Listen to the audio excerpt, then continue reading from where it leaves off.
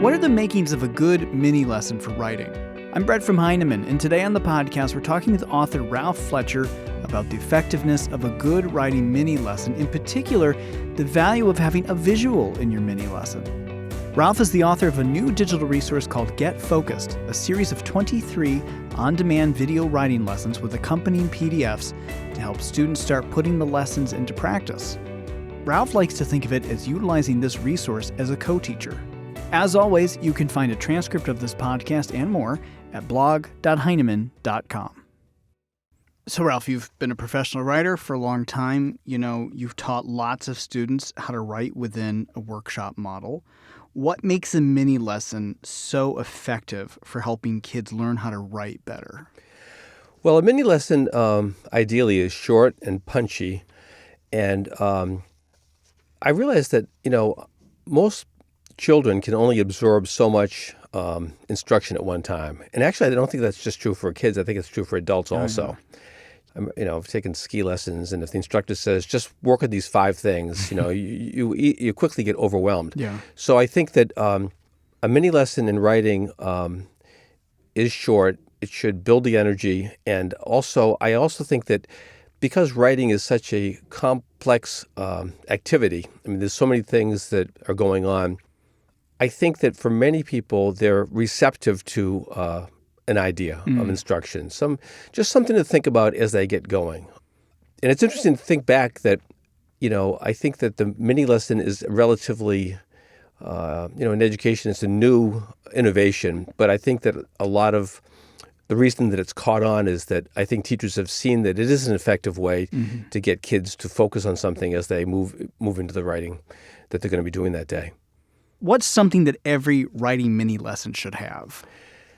Well, a couple of things. And I can think of it from the point of view of the teacher who's delivering the mini lesson and also from the student who's receiving it.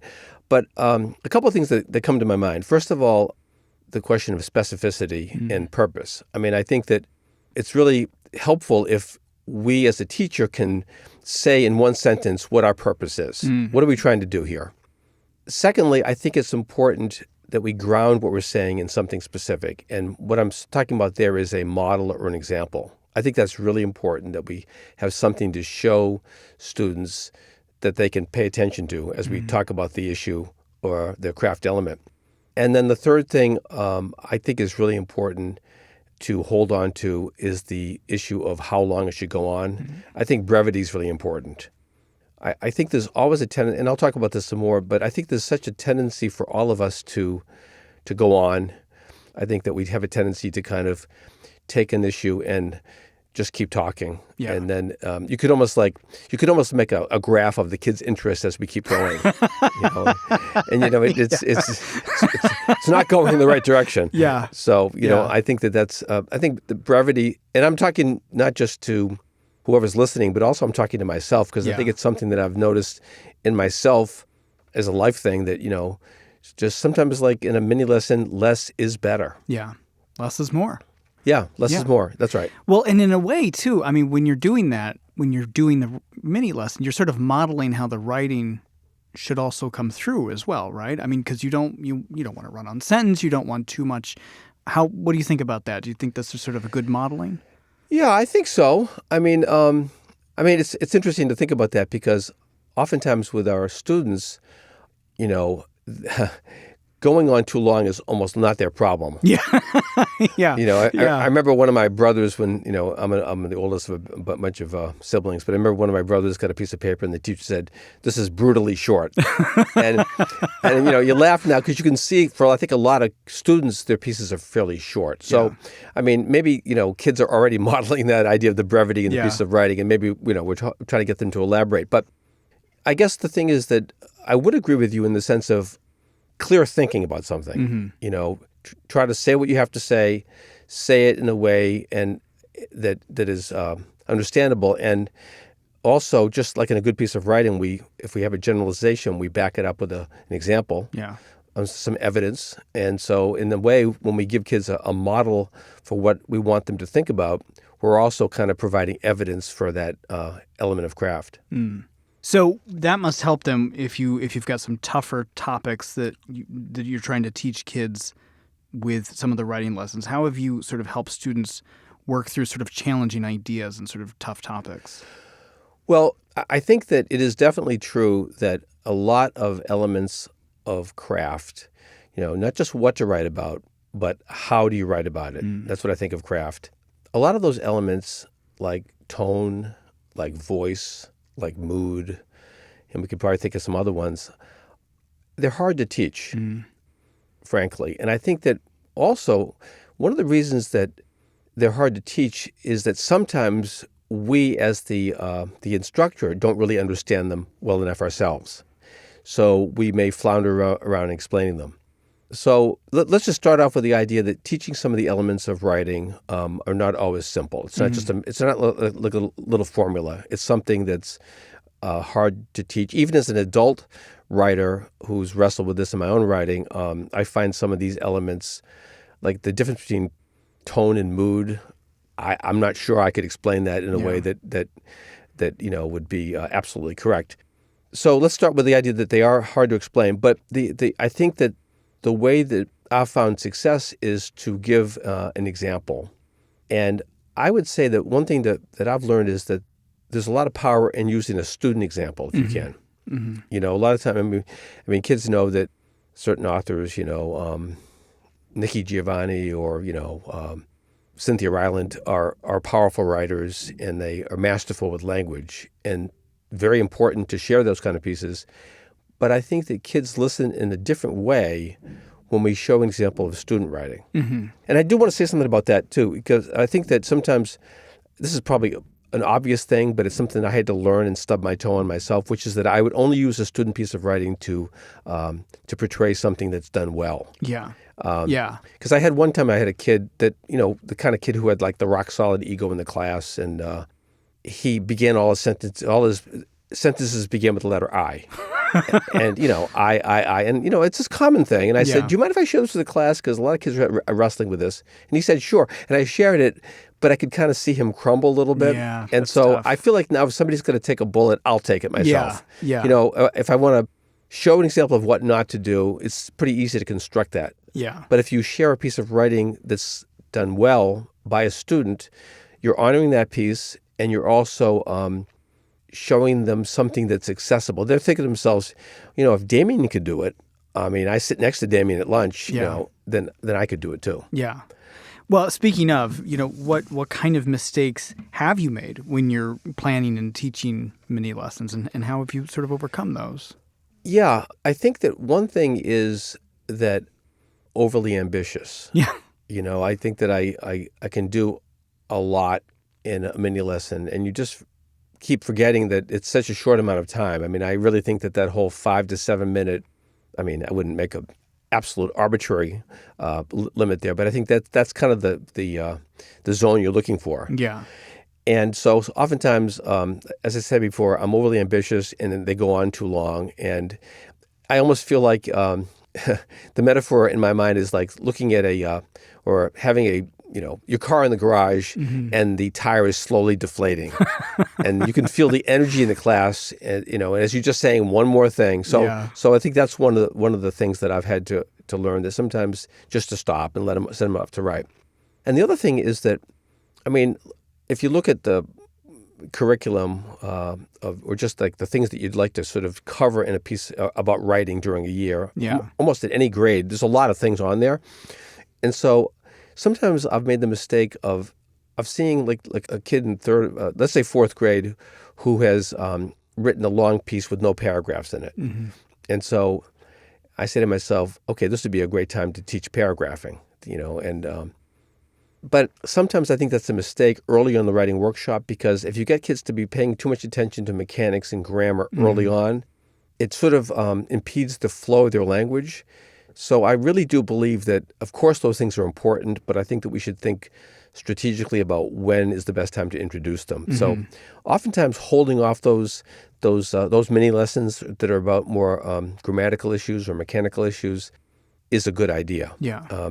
Because early on, the metaphor that I always think to myself is that I've got a great big body of water, like a big like a little a pool or a pond in the middle of the playground. If it's just sitting there and I had to move it, it would be a lot of work to move it. Yeah. But if the water is flowing, I can redirect it and then maybe get it going in a new direction.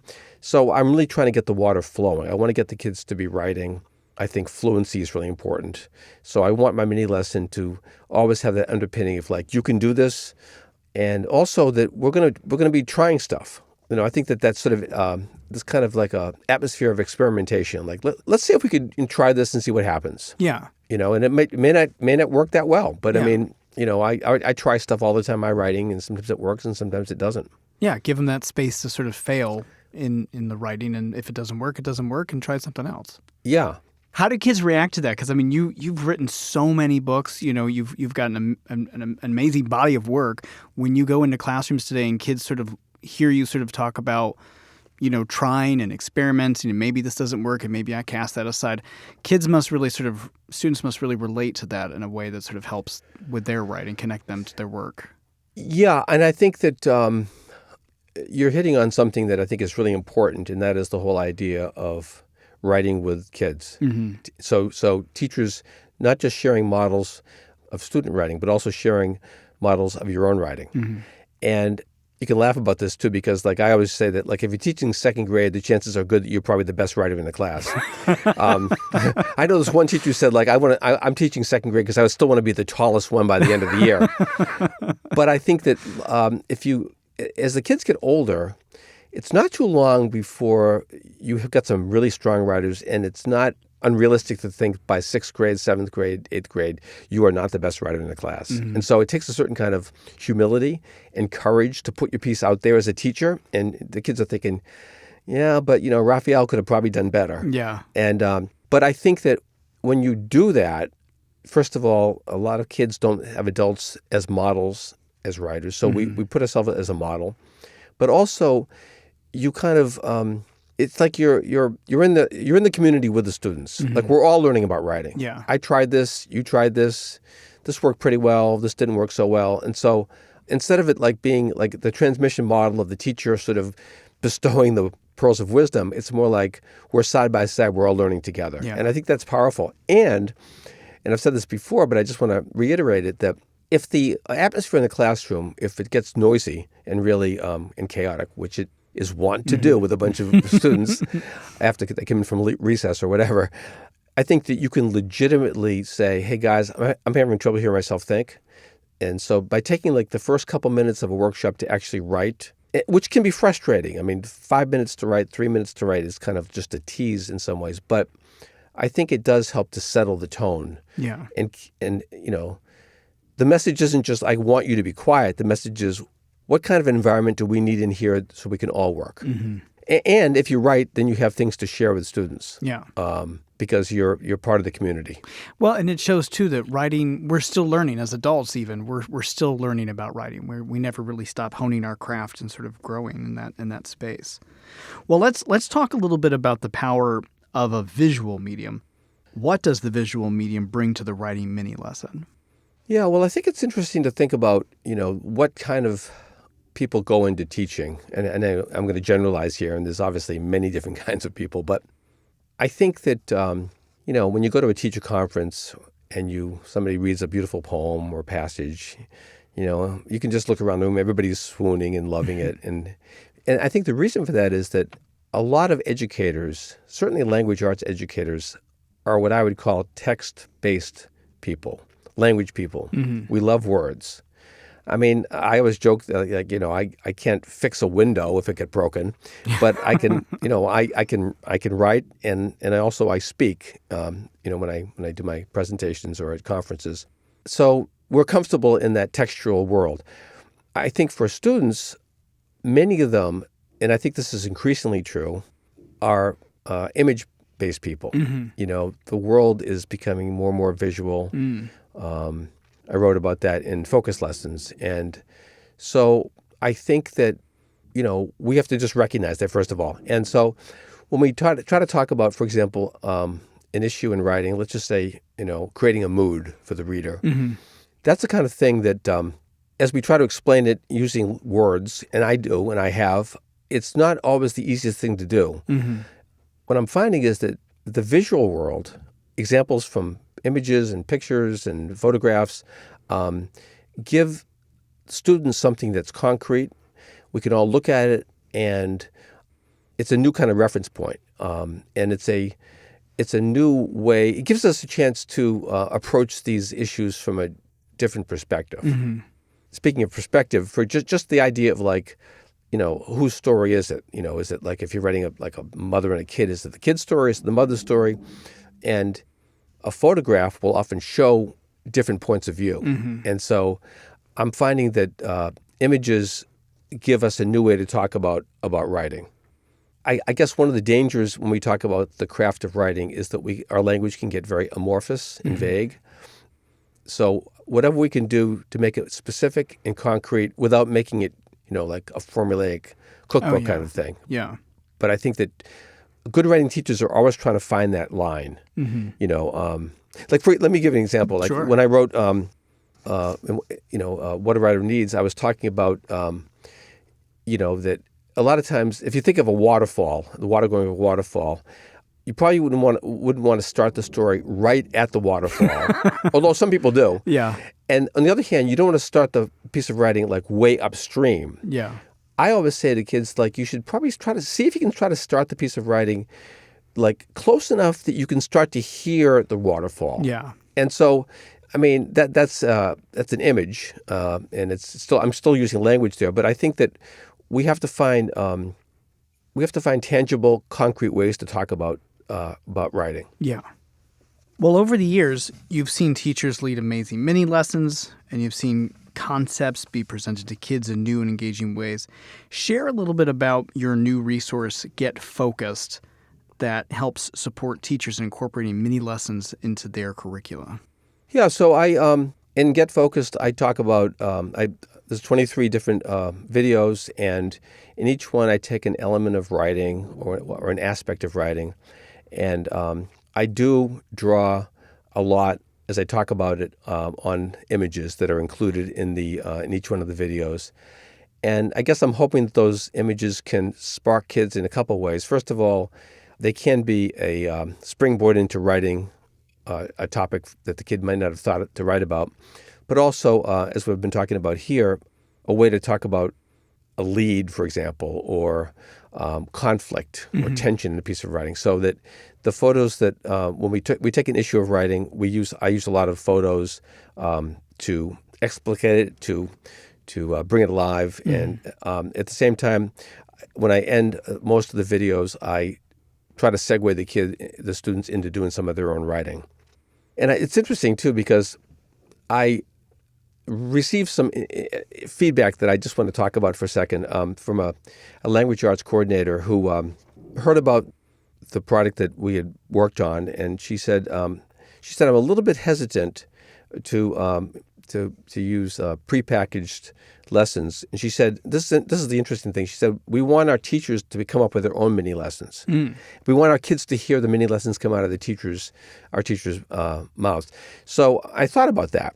And first of all, I think that she's onto something. I do agree that we want to empower teachers to, I think Lucy Calkins used to use the phrase, to live off the land, to find ways of things just right around us that we can use to teach the element of writing. So I think that that's true. And we don't want to, we would never advocate, just relying on commercial programs. But at the same time, I think it's important to realize that writing teachers are not alone. We're all coming out of this pandemic, and many of us have felt isolated. And I think it's important to realize and to recognize that strong writing teachers, and really any writing teacher, any teacher, draws on other voices to teach.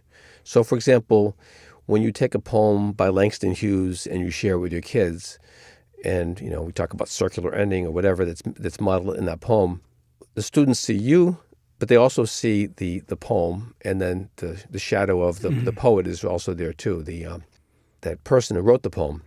So, and when that happens, it seems to me that the mentor text becomes like the co-teacher of the class. That's the way I look at it. It's like you're not alone. It's like you're explaining something, but you're also relying on a wonderful author. And I think that's valuable for students when they hear that it enriches the classroom, but it's also the kids get to see that the teachers are co-learning with them, and that they're also they're enjoying the piece of writing and they're savoring it with them. So when I think of these videos, I think of I would never want to supplant the wisdom and the intelligence and all the things that the classroom teacher sees, but I would like to be one of those co-teachers. Yeah. I think of these video offerings as a thing that a teacher could offer to the classroom as another voice to share some of the important elements of writing. I've been teaching and thinking about the craft of writing for my entire writing career. I think it's really important. I don't want the kids just to be writing, although that's very important. I want them to be really writing well. Yeah. I think that nothing raises the quality and the energy in the classroom like when you start to see the writing improve. And that's true as a collective thing, but it's also true for the individual students. So I'm thinking that, I'm hoping that the ideas put forth in Get Focused can help students get a grasp on the writer's craft in a new way, so they can begin to bring those strategies into their own writing, and they can start to see their own writing improve in quality. Thanks to Ralph Fletcher for his time today. You can learn more about this new digital resource, Get Focused, by going to blog.heinemann.com, where you can check out a video sample of the on-demand lessons. You can also follow Ralph on Twitter @FletcherRalph, all one word, or you can visit his website, ralphfletcher.com. The Heinemann Podcast is a production of Heinemann Publishing. It is produced and edited by Steph George. Sound mixing by Steph George. Our creative producer is Lauren Audette. And our executive producer is me, Brett Whitmarsh. To learn more about the Heinemann Podcast, visit blog.heinemann.com. Thanks for listening. Copyright Heinemann Publishing.